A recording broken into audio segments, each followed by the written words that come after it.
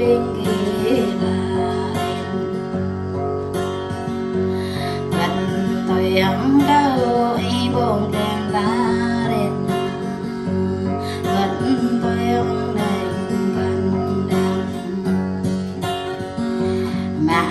tôi anh kém vừa cầm đèn ta dòng vì thế hăng văng lại vừa gần đèn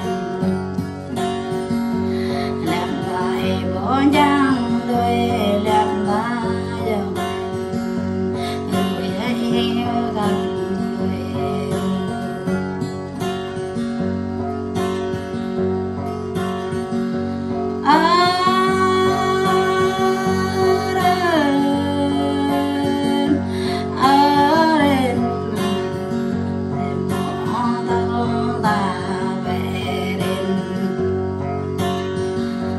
ta được bởi đơn về họ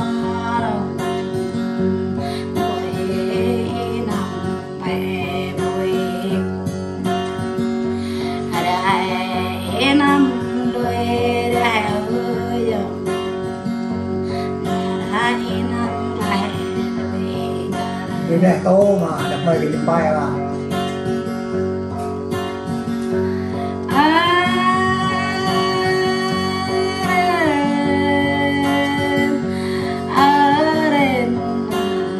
bài màu cà phê nên là đam mê những bài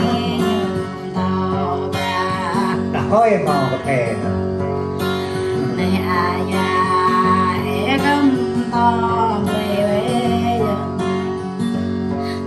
ta lại dòng lên ta đã mấy chuyện ta dư dần ta